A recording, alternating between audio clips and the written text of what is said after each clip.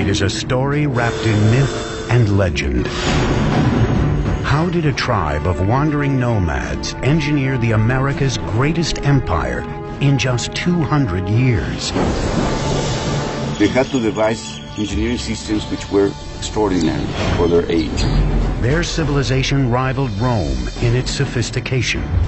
The Aztecs had the best technology that could be produced in the conditions of which they lived.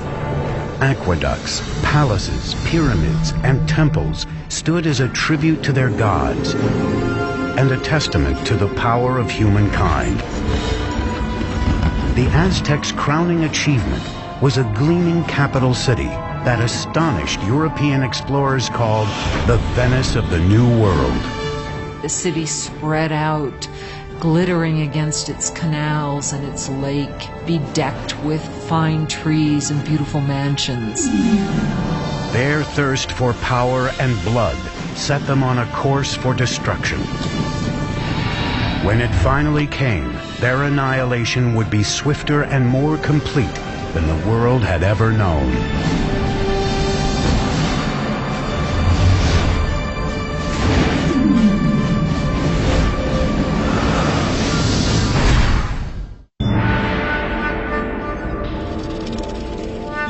(1325 A.D.), central Mexico, near modern-day Mexico City. A young girl, just a teenager, is celebrating her impending wedding. She is the daughter of a tribal king, and she is about to join a new tribe that has been a guest of her kingdom. That tribe is now known as the Aztecs.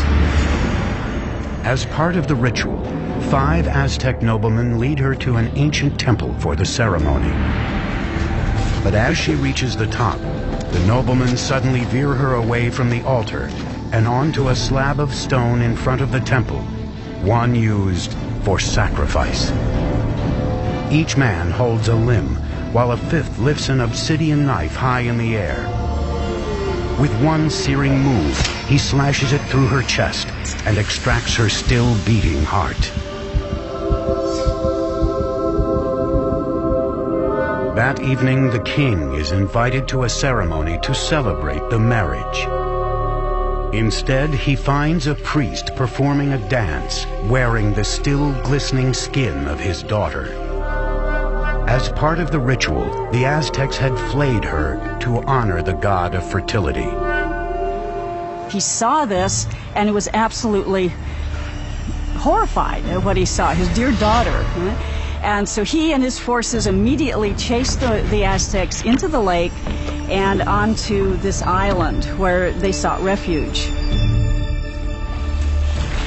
The marshy island was an unwelcoming place. Yet it was from here that the Aztecs would beat the odds against them and forge the most powerful empire of the Americas.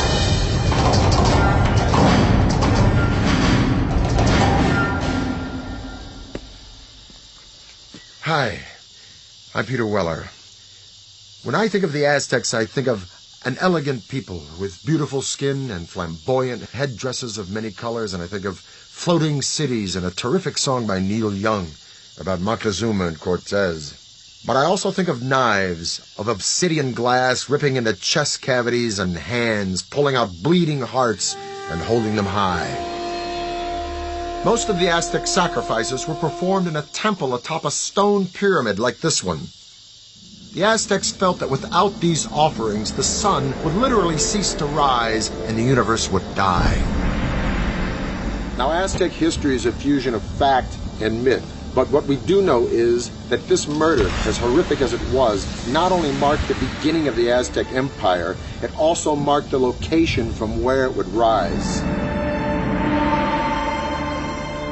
The island the Aztecs were banished to after their disastrous sacrifice of the princess was in Lake Texcoco, the largest of 5 interconnected lakes covering a valley about 40 by 70 miles. Today, this once vast and open valley is teeming with what is modern-day Mexico City, one of the largest cities in the world. But 700 years ago, the island was so swampy no one had laid claim to it. Now, as they gazed on the lake, the Aztec leader Tenoch announced to his followers that he had seen an eagle perched on a cactus in the middle of the lake, a sign from the gods that they had found their new home. They would name their city Tenochtitlan. Life is tough for the Aztecs in the early days of Tenochtitlan, but they have a vision. A vision of a powerful city modeled on an ancient and legendary city just 25 miles away. They called this city Teotihuacan, or City of the Gods.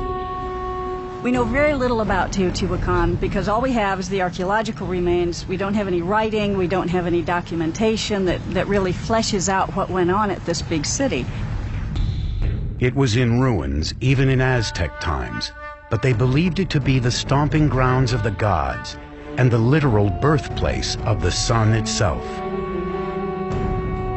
The place the Aztecs most revered in Teotihuacan was a pyramid that rose above the tree line.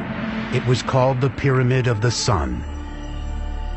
The massive Sun Pyramid contains 1 million cubic yards of earth and stone, with a base roughly the same as the Great Pyramid of Giza in Egypt.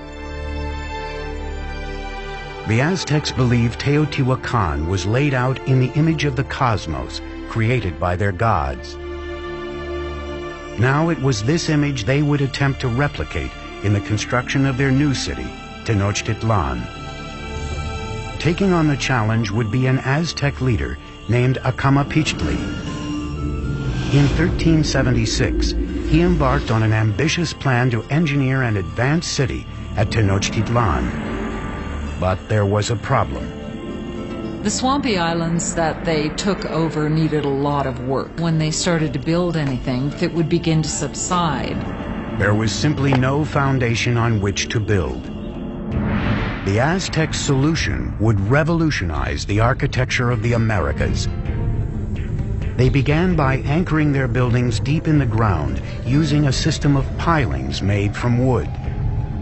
Workers cut stakes into 30-foot lengths, 3 to 4 inches wide.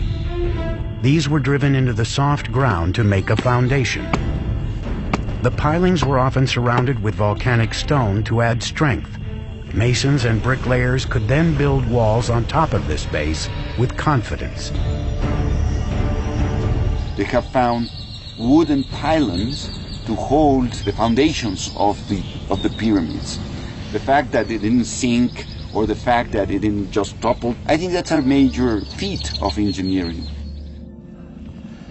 Tenochtitlan was an island city, but the lakes surrounding it were very shallow, sometimes only 7 feet deep. The whole thing looked like a giant metroplex floating on a pond. Originally, the only way to get from this floating city to the mainland was by boat.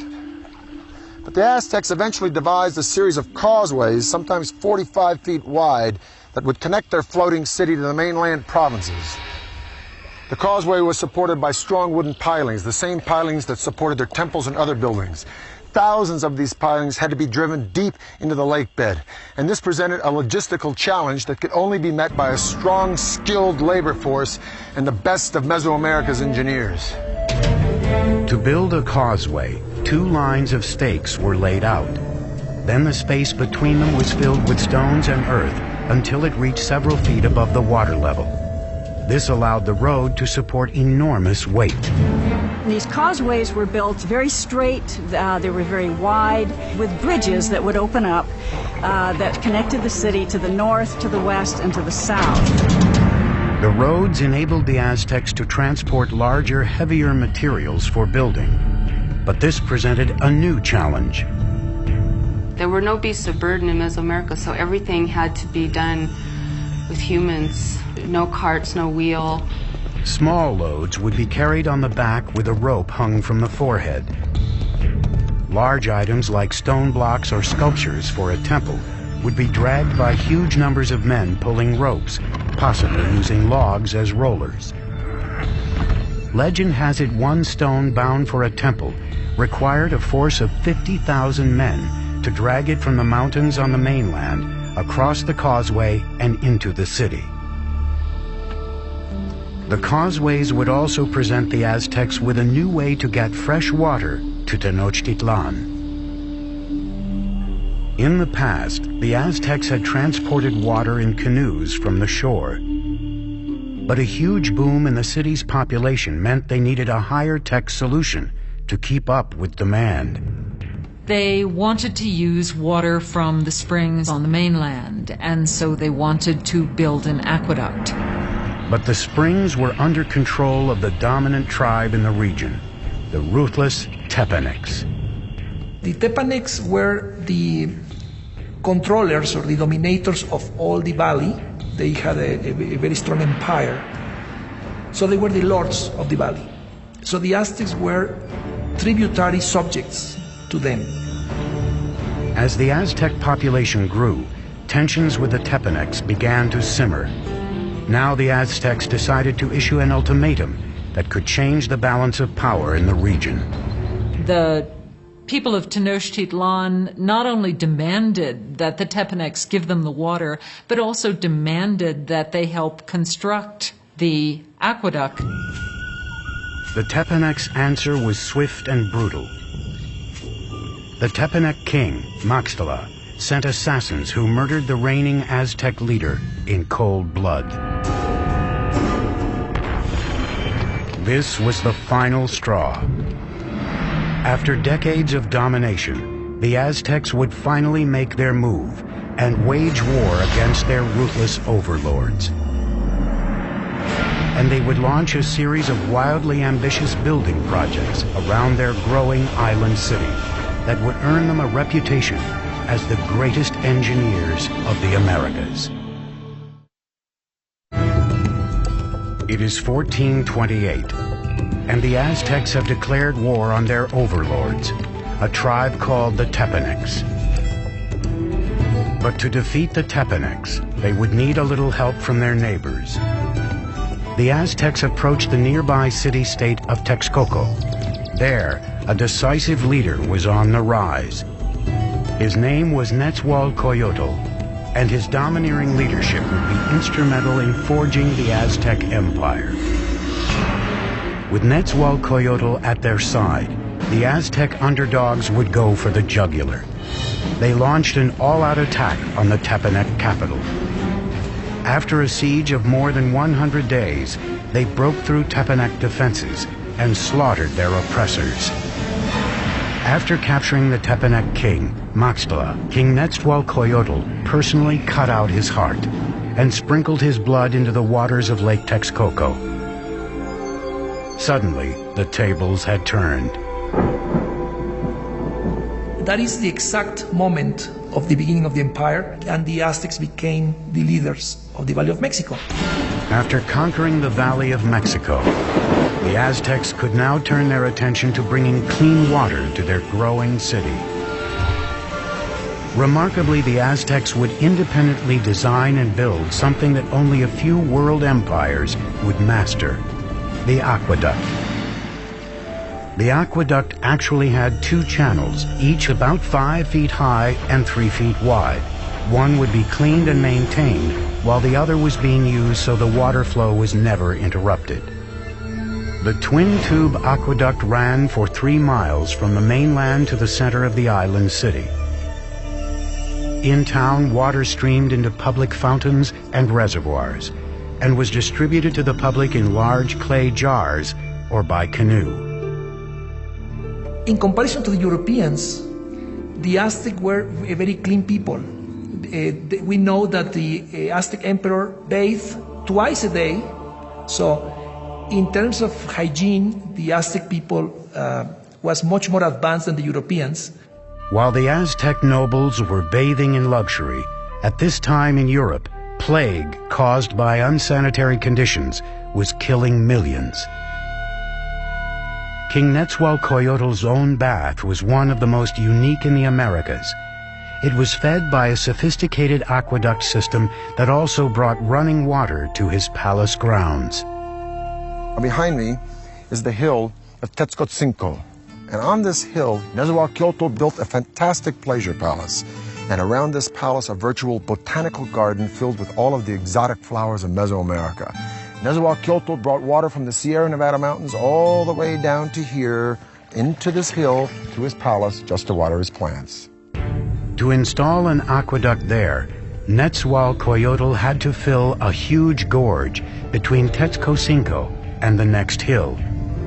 As the water arrived at the first hill, it gathered in small pools built to control the speed of the flow before it reached the aqueduct. After crossing the aqueduct, the water ran in a circuit around Tetzcocinco Hill, spilling off over the sides in rock-cut waterfalls to water the gardens. It ended up in a nearly perfectly round rock-cut pool called the King's Bath. And from here, he could look upon his domain at Texcoco, and he could look down at the botanical gardens that he was watering with his fantastic aqueducts. It is indeed a bath fit for a king. By the mid-15th century, with their empire on the rise, it was time for the Aztecs to choose a sovereign leader. He was called Moctezuma, and he would be the first of two emperors with this now famous name. Moctezuma's first order of business was to extend the empire's borders. The Aztecs captured city-states southward to the valley of Oaxaca, westward to the Pacific, and east toward the Gulf of Mexico. By 1449, the empire contained as many as 15 million people. In the short span of 100 years, the Aztecs accomplished the impossible. They had toppled the Mesoamerican world order. But while the Aztecs dominated militarily, their island city was vulnerable to a different kind of enemy. Like New Orleans, Tenochtitlan was constantly doing battle with water. And one of Moctezuma's first projects was to protect his city from the deluge of water surrounding it.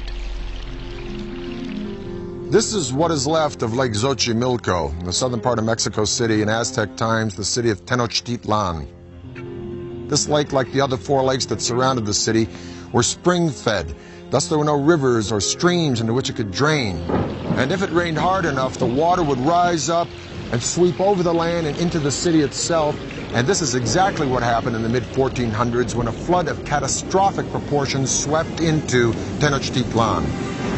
The city and the empire it commanded were almost completely destroyed, and the Aztec civilization had to once again rely upon the genius of its engineers, and one engineer in particular. Moctezuma enlisted the help of his old ally Nezahualcóyotl to protect the city he was rebuilding from the lake. Nezahualcóyotl would design a solution that would make him the greatest engineer on the continent. His plan was to create a safe zone around the city with a huge dike that would protect Tenochtitlan and its inhabitants. It was designed to be larger than any earthwork anywhere in the Americas at the time, running for 10 miles just east of the city from the southern edge of the lake across to the north. The walls were a wickerwork construction made of sticks, reeds, stone, and earth.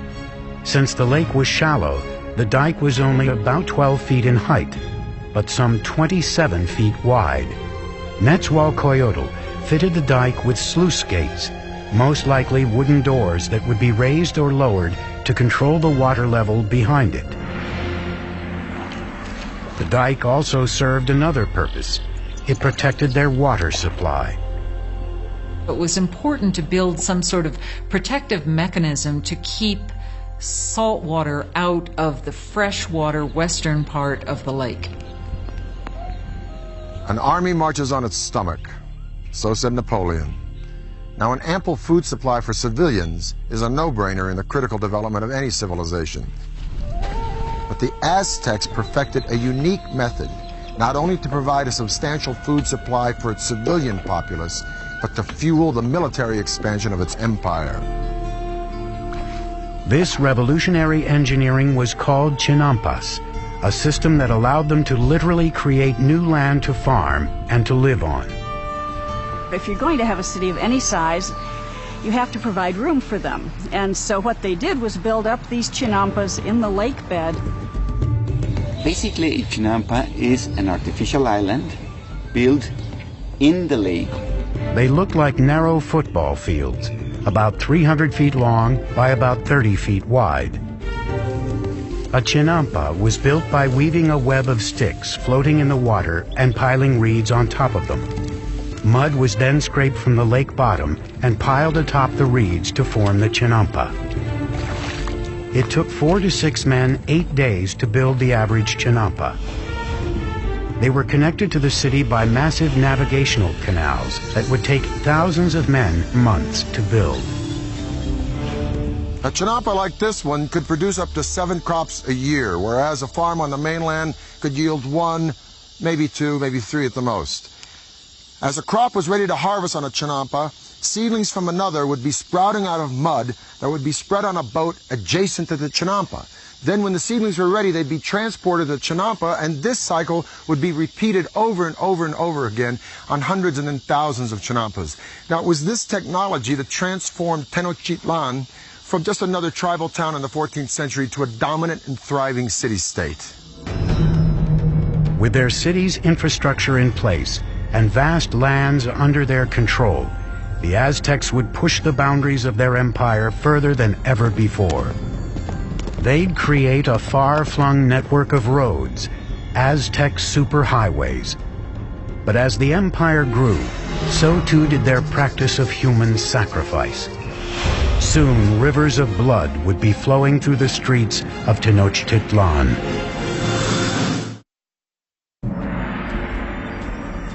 Today, Tenochtitlan, the capital of the Aztec Empire, is gone, buried under modern-day Mexico City.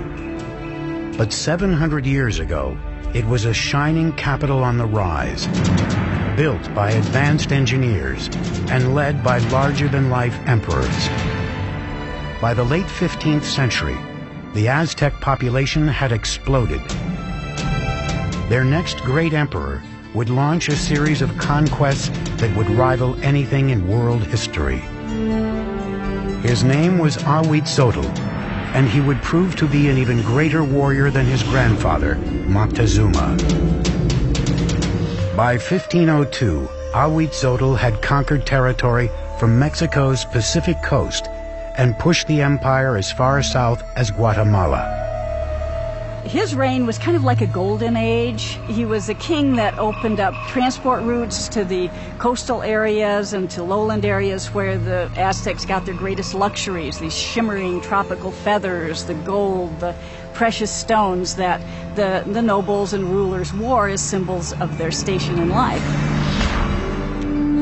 To transport riches to the heart of the empire, the Aztecs constructed a network of superhighways throughout central Mexico. Relay runners were stationed every few miles to create a sort of ancient Federal Express. Messages or goods could be sent 200 miles from the Gulf Coast to Tenochtitlan in just 24 hours, faster than the postal service today. With the empire at its height, the Aztecs under Ahuitzotl embarked on their greatest construction project, a massive pyramid at the very center of Tenochtitlan, the symbol of their absolute power. It was called the Templo Mayor, or Great Temple. The base of the pyramid was 240 feet deep by 300 feet wide and rose to a height of 15 stories. There were at least 117 steps in 2 staircases climbing 200 feet, leading to twin temples to honor the gods of rain and war. The temple was rebuilt on the same location 7 times, beginning in 1325 with the city's founding. As the empire grew, so did the pyramid. Each stage was simply built right on top of the stage before. The Templo Mayor was built mainly with a stone called tezontle, that is volcanic stone. It's a very lightweight stone that would prevent the sinking of the temple. For floors and walls, the Aztecs applied a lime plaster, which was a form of concrete.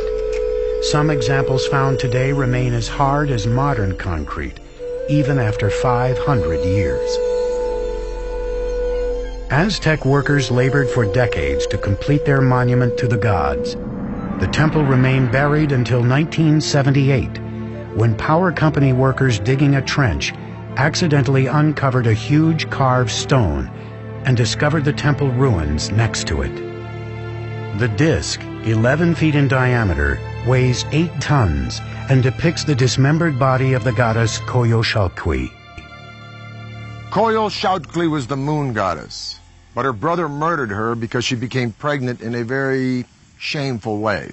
Now, the Aztecs weren't prudes by any means. Matter of fact, nobles had many wives and concubines, but amongst the commoners, particularly women, adultery was a no-no and severely punished, often by death. So according to legend, the moon goddess's brother cut her head off, and after he decapitated her, he shoved her body down a hill.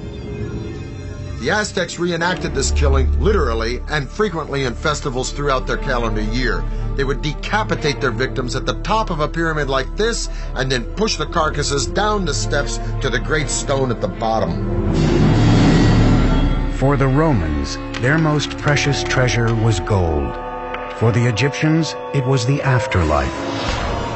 For the Aztecs, it was human blood. They felt a sense of reciprocity with the gods. So they needed to give a thanksgiving to the gods, giving the most precious thing they had, that was human blood. The Aztecs called it precious water, and they believed that if the gods didn't receive it in massive quantities, the world would end in apocalypse. It was common practice to adorn the walls of the insides of the temples with fresh human blood.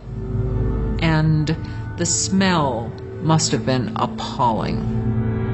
To dedicate his expansion of the great temple, Emperor Ahuitzotl held a mass sacrifice. The heads of victims were displayed prominently on skull racks around the temple. According to some chronicles, they say that there were sacrificed 20,000 people. From a practical point of view and from a scientific point of view, it sounds impossible. So I think that the chronicle that is written by Spanish sources is basically telling us that to their eyes they were many. As Ahuitzotl's reign continued, the bloodletting skyrocketed. Life in Tenochtitlan soon became an orgy of death. Friends and enemies alike would be brought in to witness the sacrifices. It's always ritual. Sacrifice is always a ritual event, but it was also a political statement, and it was a form of intimidation. By the time of Ahuitzotl's death, the Aztecs had institutionalized sacrificial killing and turned killing on the battlefield into an art form. They were the America's fiercest fighters, an elite cadre of whom would have a spectacular new mountainside temple dedicated to them. But even they were not prepared for the war of the worlds that was about to descend upon them.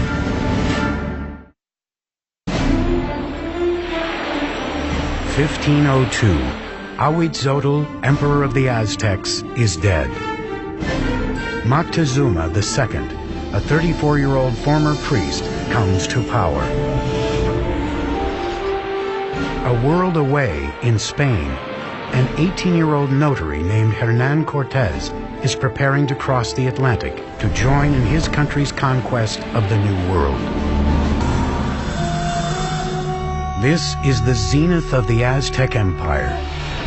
It now covers at least 80,000 square miles, reaching out from Tenochtitlan to both coasts and as far south as Guatemala. Some 25 million people are subject to Aztec rule. 38 provinces containing innumerable city-states are paying them heavy tribute, making the emperor and nobles fabulously rich. The city spread out, glittering against its canals and its lake, bedecked with fine trees and beautiful mansions. And Moctezuma II presided over it all. He was known for his statesmanship and military skills. A tough leader, he slaughtered the population of towns that wouldn't bend to his rule. but privately he was troubled. It seems that Moctezuma was a passive individual, perhaps even a depressive individual. Legend says that when he witnessed a comet streaking across the skies over Tenochtitlan, he spent the rest of the night in tears. As the weeks went by, he became increasingly paranoid. But at the height of his obsession with the supernatural, a very real threat approached from across the sea. Spies posted along the Gulf Coast reported strange sightings offshore that they were at a loss to describe. They never have seen a boat, so they didn't even have a word to describe that. So the Indians refer to those boats as mountains that move in the water. In 1519, after sailing from Cuba, Cortez landed with 11 of these floating mountains and 500 men on the Gulf of Mexico, 200 miles southeast of Tenochtitlan. The tribes were astonished by these men with metal armor and animals they had never seen. As he moved inland, tribes who resisted were brutally slaughtered, but many others were happy to provide him with provisions and men. One of the ways in which one local lord down on the Gulf Coast curried favor was to give Cortez and his company a group of women who were to not only provide for them in housekeepers sort of manner, but were also clearly meant to be courtesans as well and provide sexual services to them. But among the concubines, one in particular caught the eye of Cortez himself. She was the daughter of a chieftain who had been sold into slavery and was called La Malinche. They developed an intimate relationship, and in time she bore a son to him. And he would have been one of the first people of mixed blood in the New World. But she was much more than a mistress. She became an interpreter for Cortez, and her role expanded to advisor and intermediary between him and the Aztecs. Not only was she his translator, but she could also tell him about things that were being said that he was not intended to hear or understand. Moctezuma's network of relay runners kept him apprised of the Spaniards' movements. It was clear they were headed for his city. As he advanced toward Tenochtitlan through the summer of 1519, Cortez amassed an army of thousands. Moctezuma's army of warriors numbered in the hundreds of thousands. They wore animal costumes on the battlefield to intimidate their opponents. Part of it was spectacle. You had just incredible costumes that the different warriors would wear. The most important warriors were knights, dressed as jaguars and eagles.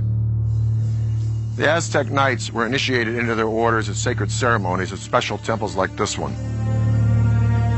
This is the cave temple at Malinalco, one of 6 temples on this remote mountainside, a few hours south of Mexico City.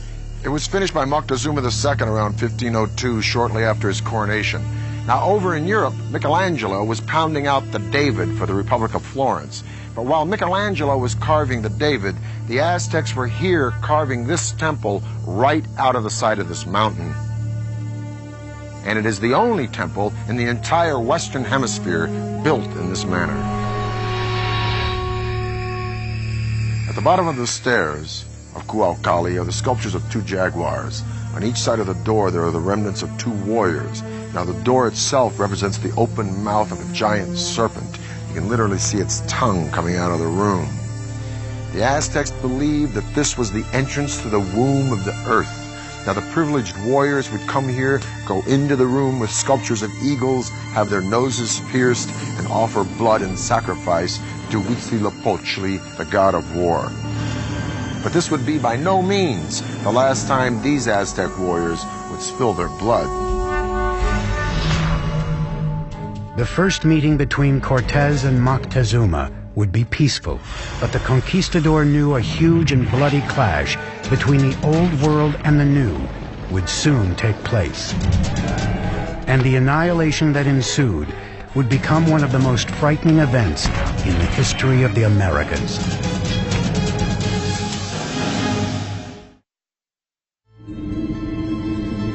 It is the fall of 1519. Spanish conquistador Hernán Cortés has finally reached the gleaming Aztec capital he has heard so much about, Tenochtitlan. When the Spaniards first saw Tenochtitlan, they thought they were in some kind of an enchanted vision. They thought they'd entered some kind of a dream. A massive force of native warriors, allied against the Aztecs, accompanies him as he advances on the main causeway into the city. The meeting of Cortés and Montezuma on a causeway approaching Tenochtitlan had to be one of the most remarkable events in world history. It's really a meeting of two different worlds. And Cortés offered his hand, but the minute he started to do that, to actually touch Montezuma, the noble attendants around Montezuma pushed Cortés away and said, no, no, no, that's a total indignity. Nobody touches Montezuma, the great lord of the land. The meeting of the two worlds was peaceful, but fraught with tension. Moctezuma by this time had become increasingly impulsive and prone to bouts of hysteria. So the encounter was an encounter of sensing the forces, no, in each side. But the Aztecs had a diplomacy and a warfare system that was somewhat naive in comparison to the very tricky and sly system of the Europeans. Moctezuma invited the Spaniards to stay in one of his palaces.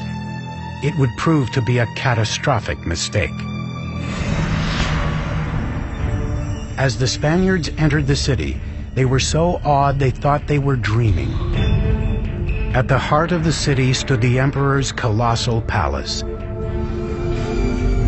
The palace of Moctezuma II was a massive complex spread across 6 acres near the Great Temple. One of the Spaniards noted that every day at Moctezuma's palace, 600 nobles gathered, and they would hear the word of their emperor. Moctezuma received the Spaniards in a large reception chamber just beyond the main entrance, designed to make the emperor appear omnipotent. But Moctezuma's palace would be the last ever built by the Aztecs.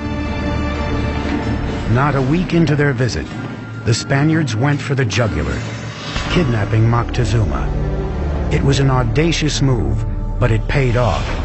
The empire appeared to be theirs. Even though Moctezuma was still the official leader of the city, he was really, for some time, nothing more than a mouthpiece for Cortés. For 6 months, tensions within the walls of Tenochtitlan slowly simmered. Then, in the spring of 1520, it all came to a head.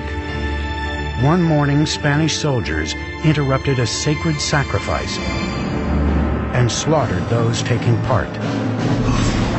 The move sparked an uprising. For the Aztecs, the Spaniards had committed an unspeakable sacrilege.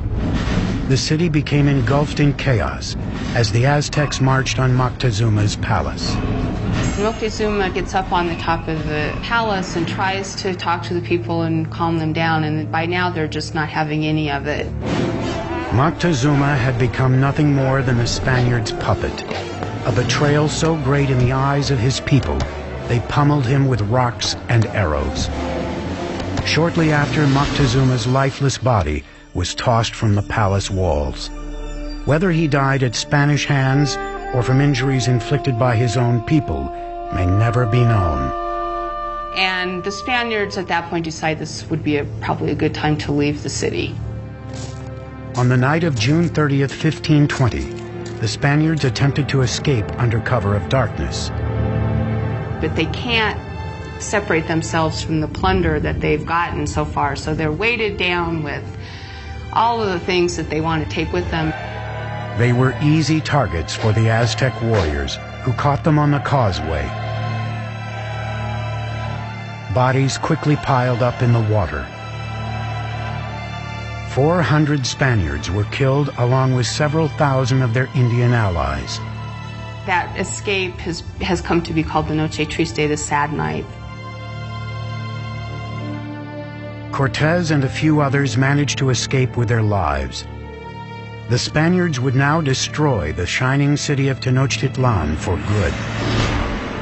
He would begin by severing the lifeblood of the city, the aqueduct.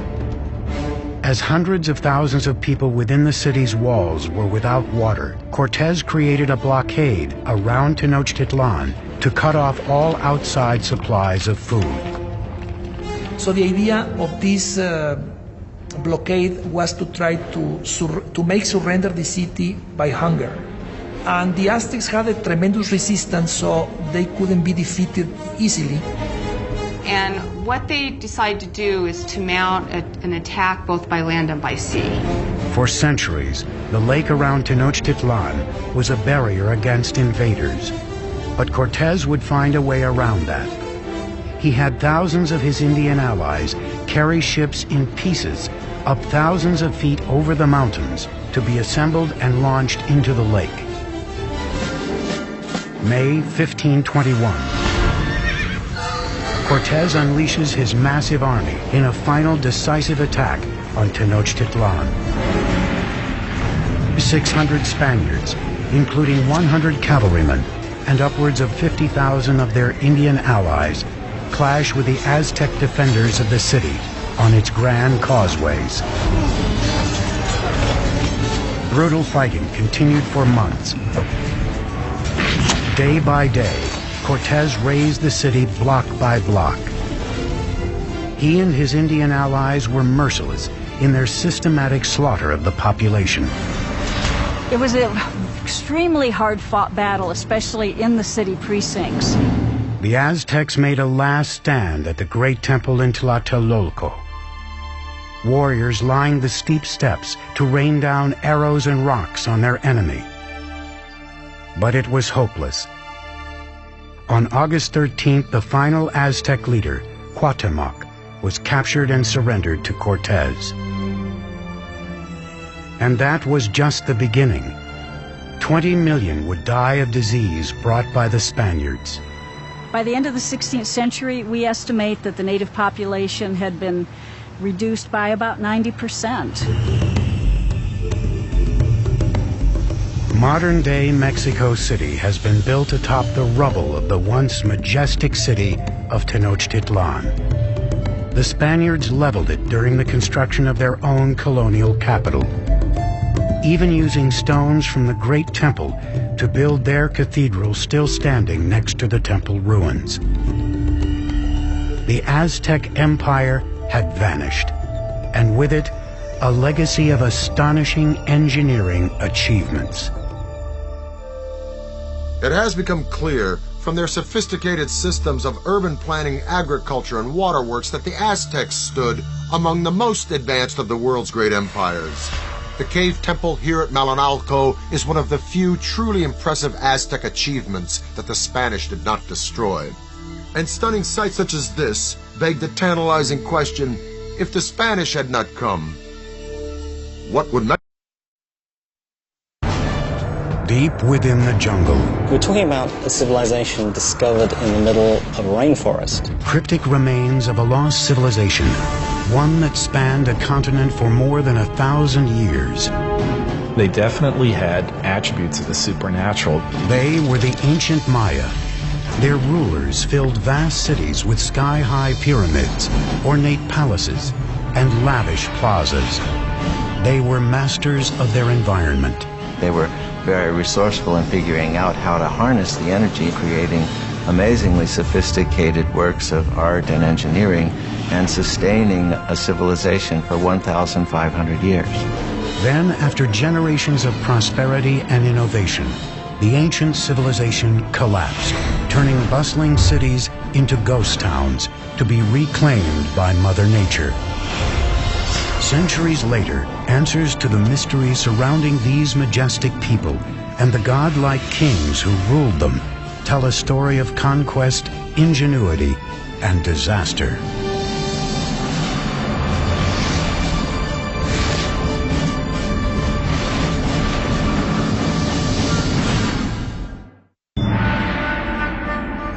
869 AD, in the lowlands of the Guatemalan jungle, the Maya are becoming desperate. Food and clean water are dwindling. Thousands of people are starving. And malnutrition and disease are ravaging the population. The Maya no longer trust their divine rulers to appease their gods. Political turmoil plagues the kingdoms, and one by one the great city-states are being abandoned. The ancient Maya civilization is crumbling. City after city, area after area begins to fail. Cities are abandoned, kings disappear, and what had been classic Maya culture really comes to an end. What happened to this great people? Even today, scholars are still mystified.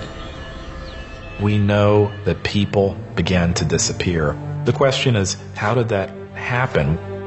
The answer may lie in complex hieroglyphics known as the Maya Code.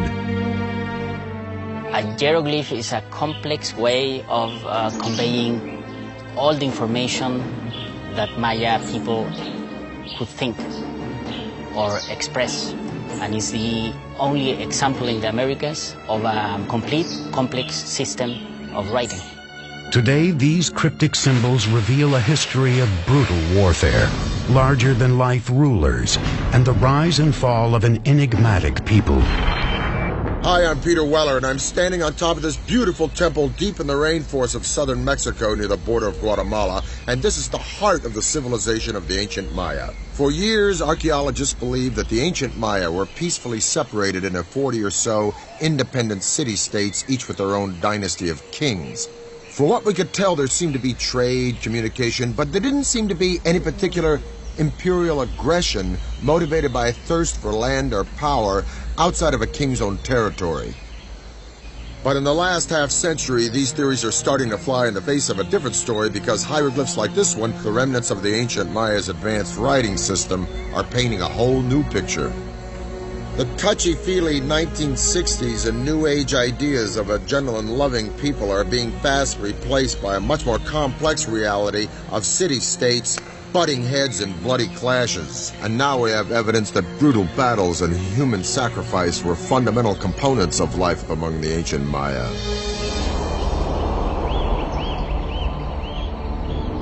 But the evolution of the Maya civilization into this complex network of city-states didn't happen overnight.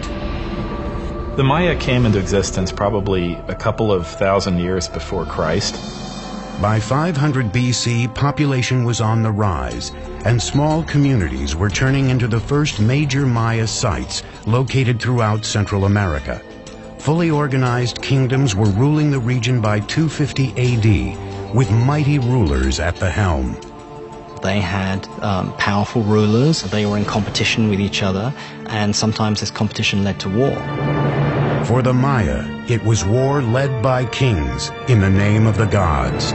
Maya kings were people like us, but for the Maya, they definitely had attributes of the supernatural. The price of devotion had brutal and sometimes deadly consequences. People owed a blood debt to the gods. It wasn't that they didn't regard human life or human blood highly. Quite the contrary. Human blood and human life was the most precious, the most sacred thing that could be offered to the gods in order to repay the blood debt that was incurred at creation. Bloodletting and human sacrifice dominated the king's strategic thinking. They picked allies and attacked neighbors, all with an eye on appeasing their deities and staying autonomous. Unlike Rome, in the case of the Maya, we're not dealing with one empire. Instead, we're dealing with a series of rival kingdoms. By the 3rd century AD, Maya civilization was flourishing. No one city ever succeeded in dominating all the others, but one seat of power was on the rise. Its name was Tikal. Tikal is one of the few cities that goes strong in the pre-classic period before the time of Christ, and then it just continues pretty much unabated all the way until the end of the classic period. This is a city that never really lost it. But in the 6th century, a rival power named Calakmul threatened Tikal's success. The Maya had these two great dynastic capitals, Calakmul and Tikal. Those two cities essentially locked horns. It's really Calakmul that seems to engage in this action in which they engineer alliances all the way around Tikal, essentially boxing in their enemy. It would be up to an ambitious and visionary leader to build a center of military power, one that would take on Calakmul. His name was Yakin Khan Kawil. He would construct one of the most iconic structures of the Maya, a pyramid that would stand the test of time, the Temple of the Giant Jaguar.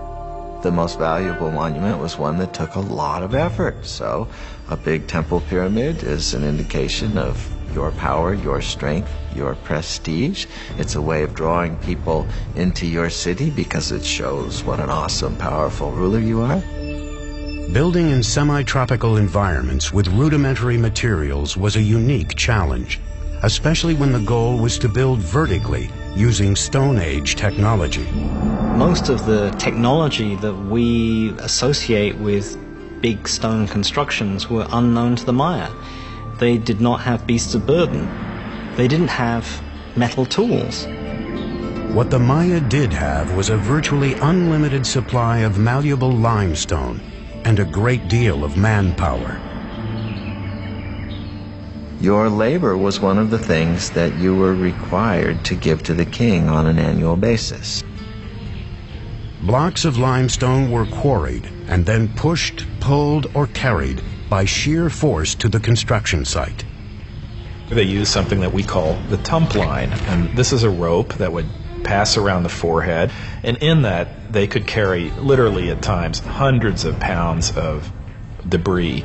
Level by level, the pyramid was built skyward. Wooden scaffolding supported the laborers and the structure as it expanded.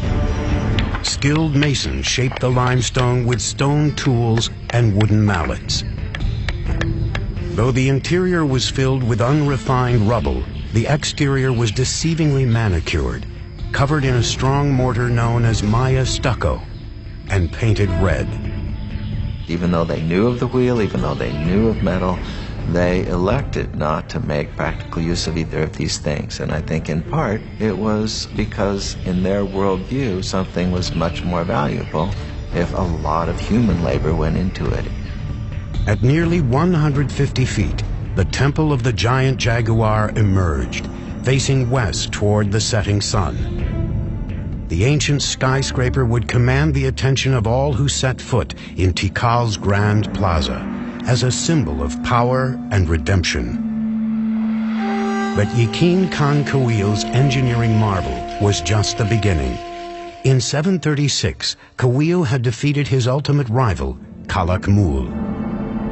Then, in 743 and 744, he attacked and eviscerated two critical Calakmul allies that surrounded Tikal, El Peru to the west and Naranjo to the east. Finally, the suffocating noose that had once strangled Tikal was broken.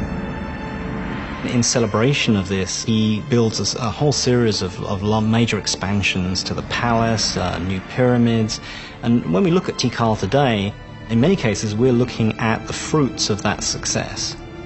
He may have even launched the construction of the tallest of Tikal's structures, Temple 4. Made of 250,000 cubic yards of stone, the massive pyramid stretched more than 210 feet, or 22 stories high, nearly as tall as the towers of the Brooklyn Bridge. It jutted far above the dense rainforest canopy, with a 180-degree view of the city. In the distance, other Maya cities were also ambitiously building toward the sky. But at this moment, with King Yakin Khan Kawil at the helm, Tikal was the unchallenged powerhouse of the Maya civilization.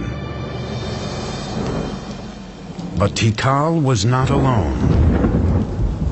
Out of sight, about 250 miles to the west, another dynasty is forging the construction of a great acropolis. There, in the 7th century, a king with a vision would emerge. He would turn one of the wettest cities in the world into a mecca of New World architecture.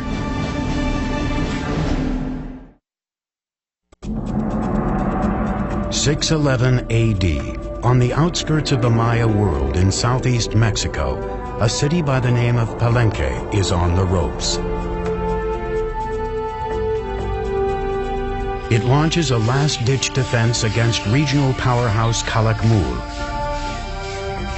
Palenque's forces are overwhelmed, and the king is killed with no male heir to the throne. Because Maya kings were thought to be divine lords, their lineage is key to survival. The end of a dynasty usually spelled disaster. Yet at this critical moment, one of the greatest building campaigns in Maya history was about to begin in Palenque, and the king behind it would remain unknown until the middle of the 20th century. In 1949, some of the questions regarding the mysterious dynasty of Palenque are answered when archaeologist Alberto Ruz-Luyé is excavating this 75-foot high temple, now called the Temple of the Inscriptions. Now, I'm in pretty good shape, but those guys had headdresses and big robes, obsidian knives and swords. I thought I'm in pretty good shape, for an old guy anyway. But I don't know how they did it. I don't know how Alberto Ruz-Luyé did it. But I still got a lot to go. And when he gets up into the sanctuary, he looks around and he notices on the floor a row of holes covered with stone stoppers, and he figures out that these holes were made for ropes in order to pull up the slab, just like I'm on a trapdoor. So he pulls up the slab, this one exactly, and he follows a steep staircase filled with dirt and debris.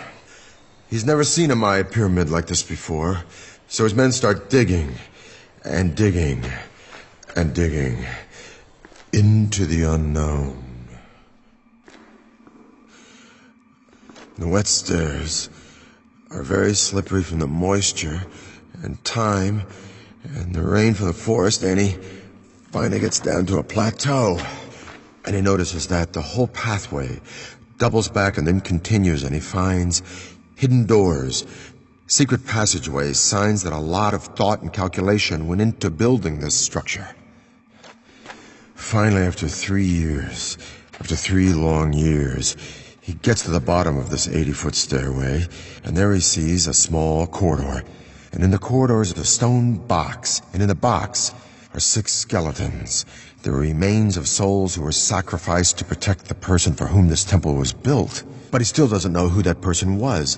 And then he finally sees a huge door, a massive triangular stone. So his men and he open it, and then they go in. And behind this huge triangular door is a vaulted crypt about 30 feet long and 23 feet high. And inside the crypt is this massive sarcophagus carved from one piece of limestone. And on top of this sarcophagus is this magnificent lid with these expertly carved images of a king. Along this edge, by the way, which is covered with cinnabar, this red stuff, is poison to the touch to keep looters from coming in here and ruining it. And by the way, if the ancient Egyptians might have used this, we might have had more antiquities coming out of that country today. But along this edge is the image of a shield. And up in the sanctuary is another image of a shield. And the ancient Maya word for shield is Pakal. So Alberto Ruz had discovered the tomb of the most important Maya king, Pakal the Great. Pakal's ascension to the throne in 615 AD came during the most critical time for Palenque. With no direct heir, the elders of Palenque had turned to an outsider, a royal who lived outside the kingdom, named Lady Sakkuk. Now she returned to Palenque with her adolescent son, Pakal. The future of Palenque hung in the balance as the young boy was crowned king by his mother. He was just 12 years old. She sort of kept the throne warm for him for over 10 years while he was growing up. As the young king grew into adulthood, Pakal had to deify himself to legitimize his rule. He declared his mother to be the living embodiment of the first mother, who created humans and the gods. He then was the son of a goddess, an exalted position that removed any question of his legitimacy. He was almost certainly a charismatic fellow. He had to have been. He had no power base. He had to do it almost on pure charisma and determination. As a Johnny-come-lately, as someone who needs to prove himself, he's going to be as splashy as possible, and so he constructs the most gaudy buildings imaginable. He's establishing all sorts of new architectural patterns. To authenticate his lineage, Pakal set off on a building spree to revitalize his battered kingdom. One of his first orders of business, the renovation and expansion of the royal palace, an impressive structure that sits in the heart of the main plaza. More than 70,000 square feet, the palace would become a maze of galleries, chambers, stairways, courtyards, and tunnels, and was designed to reflect his ideas of grandeur. At first, Pakal's architects, like those throughout the Maya world, employed what is called the corbelled vault to support their soaring structures. Now, this was a pretty straightforward structure where a series of lines of stones of ever-decreasing height are laid on top of each other. So it forms really a kind of inverted V shape with a row of capstones along the top. But the corbelled vault left something to be desired. This basic construction limited interior space and light and forced architects to build walls wider than even the space it enclosed. Driven by a determined king, Pakal's engineers now looked for solutions to this problem. What the Palenque designers succeeded in doing was lightening the weight. They produced sort of honeycomb structures on the top of these buildings. They could make their spans wider, airier, more light could come in. These innovations reduced the stress on the load-bearing walls, creating a more open and inviting feel than the traditional Maya buildings. Over 60 years, Pakal's builders became the best in the New World. But it wasn't until the end of his rule that Pakal commissioned one of the most complex and imaginative projects ever attempted by the Maya, the Temple of the Inscriptions. The discovery of the Temple of the Inscriptions changed all our ideas about Maya pyramids. They weren't supposed to be mortuary shrines. Inside, along a stairway leading down to the tomb, engineers built a psychoduct, or hollow tube. It's a conduit that allows someone on the top of the pyramid to speak into this speaking tube, and eventually you would be able to presumably communicate directly with Pakal in his tomb. This 20-ton sarcophagus was built to last an eternity. This actually had a lid which was rolled off to one side, and there was a cavity for his body to be put, so that when he eventually did die, the door was sealed and the stairway was blocked. His architects and sculptors designed a coffin rich in symbolism, portraying the resurrection of Pakal in the afterworld. Royal scribes were ordered to draw a grid to accommodate 640 glyphs that would tell the story of Pakal's reign. Many Maya pyramids don't leave much textual record on them. The opposite is the case in the Temple of the Inscriptions. Everything about it, from these huge tablets on the summit to the information inside, proclaims that this is the final resting place of the founder of one of the great Maya dynasties. In 683, during Pakal's 68th year as king, the 12-year-old boy who grew to be one of the great Maya rulers died at the age of 80.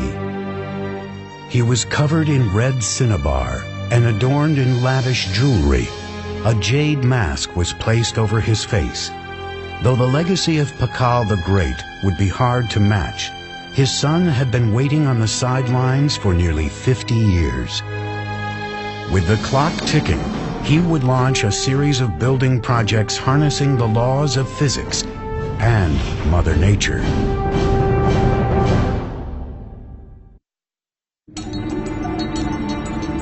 "684 AD, the mighty King Pakal has engineered Palenque to be one of the finest Maya capitals ever known.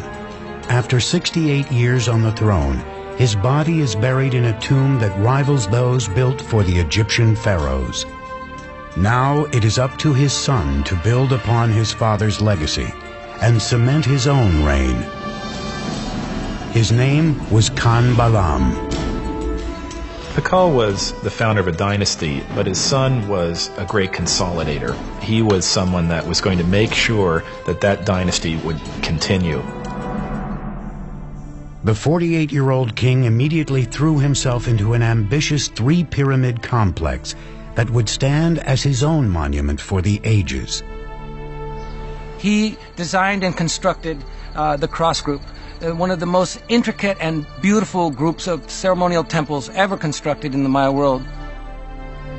These are his memorial, and they tower above the palace. They look down on the works of his father, and in some ways, I think they represent a statement of individuality, that he himself is going to leave his imprint on the city, just as his father did. He ordered his engineers to build three intricate structures: the Temple of the Cross, the Temple of the Foliated Cross, and the Temple of the Sun. Khan Balam's engineers would take a giant leap forward, using sophisticated geometric calculations unsurpassed anywhere in the world, based on the Mayas' creation of a complete number system. One of the many ways in which the Maya were ahead of their time was in their creation of what we would refer to as zero. With a simple combination of a shell which represented zero or completion, and then a dot, number one, and then a 5. By just placing them in different positions, they were able to multiply, and reach incredible numbers. The Greeks and Romans were tremendous engineers, theologians, historians, and so forth, but were very limited by their mathematical system because they didn't have a zero. So here you have the irony that they were able to produce great public works, philosophy, and whatnot, but were really pretty lousy mathematicians compared to the Maya. Khan Balam's engineers' advanced mathematical observations may have included the discovery of proportions like the square roots of rectangles and something called the golden mean, a naturally occurring proportion that can be seen in animals, nature, and even the human body as 1 to 1.618. Measure a person from his head to his belly button, and then from his belly button to his feet, you get a proportion very close to 1 to 1.618, the golden mean. Some scholars believe this proportion has been appearing in structures for thousands of years at places like the pyramids of Giza in Egypt and the Parthenon in Greece. Da Vinci's Vitruvian Man is a study of this proportion, and some even say he painted the Mona Lisa using this ratio in her features. With nothing more than some sticks and a cord, Khan Balam's engineers may have been able to measure the square roots of rectangles. In the Temple of the Cross, these shapes would be used to mark the two main piers of the facade, the width of the medial doorway and the interior walls. The golden ratio can be seen in the rear chambers and the base of the structure, with the side wall as 1 and the back wall as 1.618. By using repeated squares and natural proportions in the Temple of the Cross, a beautifully calculated floor plan took shape, full of geometry, mythological history, and a king's own legacy. But not all engineering in Palenque was done with an eye on the afterlife. Palenque's engineers also had to focus on more practical needs. One of the names of Palenque is La Camha, which means place of great waters. We have 4 rivers running through Palenque year-round. We have dozens of springs. We have water everywhere. These riches came with challenges. Palenque was surrounded by steep hills, natural springs and creeks that carved their way through the base of the site, leaving only bits and pieces of flat, water-free land for building. Unlike most Maya cities, the problem facing Palenque wasn't how to store water for the dry season. It was how to deal with an overabundance of water. As you can see, everything is green here. It rains every day. So to meet this challenge, the city planners devised a unique way of diverting the pre-existing streams by building subterranean aqueducts that would channel the water underground, thus saving more land on top for cultivation. These tunnels were lined with limestone and they were covered with our old friend from Egypt and Greece, the Corbelled Vault. Series of protruding stones, one on top of the other, formed sort of an arch overhead. Now these ceilings were so sturdy they could support the massive weight of Palenque's giant plazas overhead. So the people were walking along with the water rushing underneath them, being diverted away from the city, just like it is where I live today in New York City. What's even more impressive is that there are signs that Maya engineers may have figured out a way to create water pressure. They built water tunnels that ran through the rugged terrain into the city, often directed uphill. As they got closer to the main structures, the pipes got incrementally smaller. Like Roman fountains, the water pressure gained momentum as it coursed through increasingly narrower tunnels, eventually allowing for running water throughout Palenque's buildings. We have beautiful systems of sweat baths and swimming pools and aqueduct. In its day, it would have rivaled any of the Roman aqueduct systems. We don't see this use of water pressure anywhere else, and it doesn't appear again until the Spanish bring the technologies with them. Together, Khan Balam and his father Pakal ruled Palenque for nearly 100 years, pushing Maya engineering to a level never seen before. The future seemed bright for this city on the rise. But its years of glory are about to come to a sudden end. Something is happening in the Maya world that will cause the classic city-states to implode. By the 8th century, Palenque, Tikal, and the other kingdoms of the Maya world were expanding across the continent. Tall pyramids, unparalleled city planning, and sumptuous royal palaces advertised the glory of the great kings. Then, suddenly, these cities began to unravel, one after another. Royal sculptors stopped carving their monuments with historical information, and kings halted their construction projects. Maya civilization had plunged into darkness. It's not that the entire Maya lowlands is abandoned overnight. It's that, one kingdom falls here and another one 10 years later falls over here, then another one over here. The causes of the Maya collapse remains a great debate among scholars. We're really talking about a society that was pushing itself to the limits.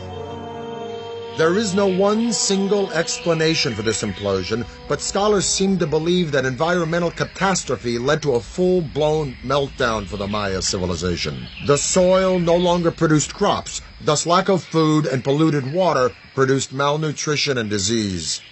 The Maya could no longer count on their kings to intercede with their gods because their great society was in a death spiral, and their kings, so long counted on for guidance and prosperity, were powerless to stop it. So sadly, but slowly and surely, the people voted with their feet, and the ancient Maya left their beautiful cities forever. There were no signs of mass graves. They did not vanish. Where did the millions of Maya go?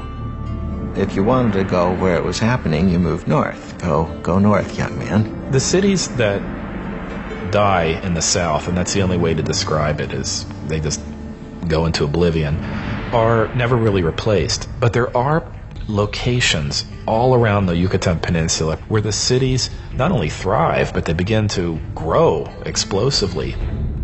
This growth was enhanced by an elaborate network of causeways called sacbes, or white roads. The sacbes weren't just local transport. They were emblems of the great political power of two allied cities that had the wherewithal to create this magnificent royal procession way between their two kingdoms. As much as 60 miles long in some places, they were a marvel of engineering. They would place huge rocks on both sides of the causeway and then filling whatever was in between with cobbles and unfinished rocks and stones, and then they cover all this surface with stucco. Nice plaster, and then upon it they create this smooth surface. In the Yucatan Peninsula, the Sac Bays often charted a course through the rough terrain in perfectly straight lines. It's not easy to cut a line 60 miles that doesn't deviate even a degree. I would really like to know what instruments they use. We have no record of it. These causeway systems allowed for rebirth, movement, and trade in the north, and it is there that the ragged survivors of the southern lowlands hope to find a second chance, in a Yucatan city called Chichen Itza.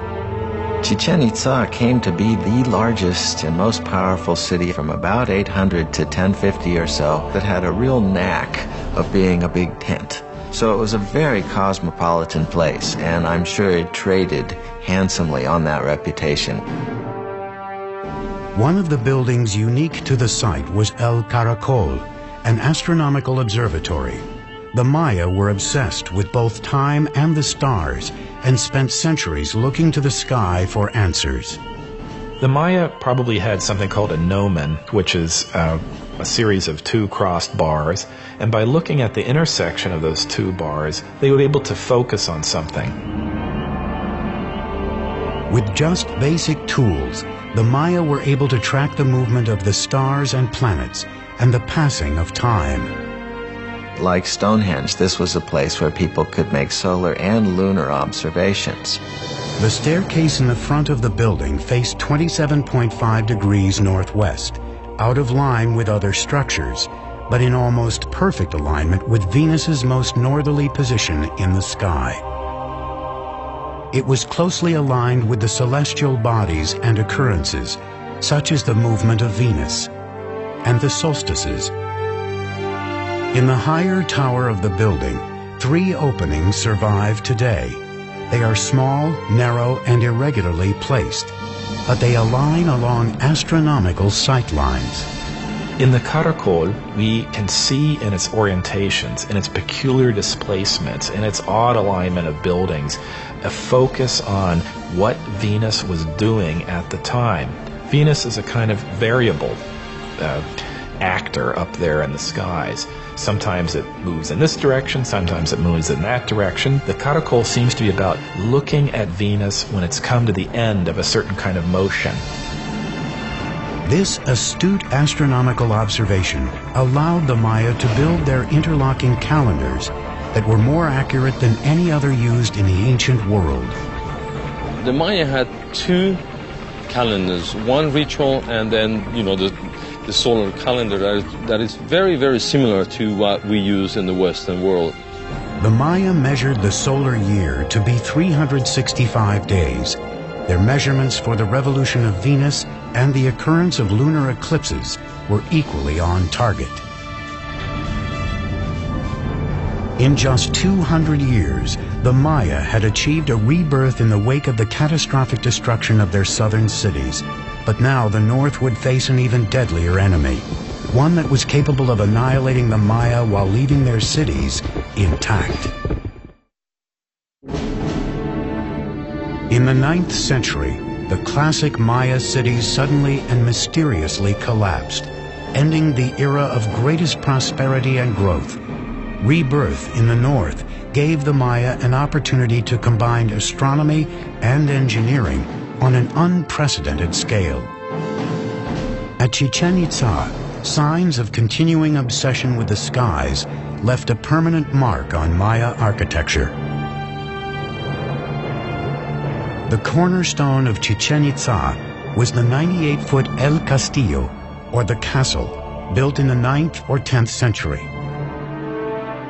The 365 steps equal the number of days in the Maya civil calendar. 52 panels on each side represented the Maya's 52-year cycle. 9 terraced levels equaled the 18-month Maya solar calendar. And the temple's axis was perfectly aligned so that specific shadows were cast twice a year. For any Maya standing and looking at the northwestern sector of the Castillo, they would see a balustrade and then a combination of shadows and the sun hitting that part just before sunset. And then several triangles form, and then at the very bottom of this balustrade you have a nice carved serpent head, a snake coming down from heaven, and that is indicating the arrival of the rainy season. The Maya saw this phenomenon as a manifestation of the deity Kukulkan, the feathered serpent. The Mayas were able to actually record, the equinox. That day in the year where night and day, last the same. Every year, March 21st, you see the descent of Kukulkan. Surrounding El Castillo, the civic buildings took on a new characteristic: spaciousness, with a broad open plaza, temples, marketplaces, a ball court, and colonnades. So the colony hall not only housed the feasting events, but maybe individuals were brought into the plaza. The general public was probably invited, depending on the occasions, to come to the plaza and witness the arrival of these, traders, the merchants. Greek or Roman in appearance, these round columns were used as a new type of structural support and were an architectural first in the Maya world. The benefit of a column is that it allows you to create flat roofs. You're not investing all of your energy in creating stone buildings that are going to be containing corbel vaults which may or may not collapse. The columns were simple in design. Round drums were placed one on top of the other, filled with rubble in between. A square section was placed at the top, and then flat rooftops made of stucco and wood were added to form expansive covered interiors. It involves people more openly in the life of the building and of what's happening within it than would have been possible with Maya pyramids of the full classic period. Those pyramids are mostly about exclusivity. It's about showing a space, holding it up high, but allowing very, very few people to look into it. The open column structures are much more inviting. But the welcoming atmosphere didn't last long. After more than 200 years of domination over the Yucatan, Chichen Itza suffered a fate similar to its neighbors in the south. It mysteriously collapsed. When the Spanish arrived on the shores of the Yucatan Peninsula in 1517, every large cosmopolitan center of the Maya world had been abandoned. Even so, a splintered Maya civilization, living in small villages across the countryside, put up a sustained fight against the conquistadors. They proved difficult to conquer because rather than taking a king captive or an emperor, as they did with the Aztec, they had to conquer one village at a time. And once they moved on to the next village, there'd be one behind them that would then begin to rise in revolt. Maya warriors killed conquistadors by the thousands, but their weapons proved useless against a more potent enemy: disease. Within 100 years, 90% of the population of the New World was gone. The Maya who survived faced further persecution. Friar Diego de Landa had been sent from Spain to convert the Maya to Christianity, and he ruthlessly enforced his religious teachings. Diego de Landa was a young idealist who came to the New World trying to save souls, trying to win converts to what he referred to as the one true faith. But the Maya didn't believe that they should instantly and forevermore reject all of their own beliefs. On July 12, 1562, Landa ordered an auto de fe, or burning of the Maya texts, believing they were the writing of the devil. This was the end of thousands of years of accumulated knowledge of Maya civilization, one of the great tragedies in human history. In a lucky twist of fate, 4 codices survived the inferno and wear and tear of time. By the 19th century, some of these books that happened to escape the clutches of these friars and their destructive urges began to make their way into public attention. Today, their survival story is just another mystery in the complex history of the Maya. The fact that they were able to sustain an urban civilization in the rainforest for 1,500 years through all sorts of logistical and other challenges is one that we should admire and one from which we can stand to learn a great deal. Just as the Maya looked from the ground to the sky for guidance, we are now looking from the sky to the ground for answers. In recent years, NASA and the University of New Hampshire have been experimenting with remote sensing technology to see if they can determine where undiscovered cities might be hidden. Mounds of earth covered in trees that appear on readings may actually be ruins of ancient cities that had not been touched for centuries. More answers to the Maya mysteries may be right beneath our feet. Maya archaeology is just beginning. There are innumerable cities, innumerable temples, innumerable settlements that we have not been able to study and excavate. I think we're entering a golden age of Maya archaeology, and I can only see in the next century a time in which this will become one of the best understood civilizations of the ancient world. We now know that the Maya were an innovative and creative and majestic people with their own particular taste for violence. But what is the real allure of the Maya? What is this mystique that draws generation after generation the world over to this complex and sophisticated civilization? Is it the architecture with its serene palaces and temples, or the intricacies of hieroglyphs and art in a complex writing system? Or is it the astounding comprehension of astronomy and mathematics with the concept of zero, unparalleled in antiquity?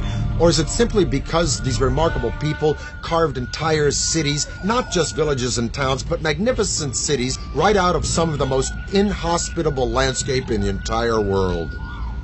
In the rainforest between Honduras and the Yucatan, there are literally hundreds and hundreds of Maya sites that are untouched. In Palenque alone, there are 1,500 buildings that lie unexcavated, including temples larger than that one.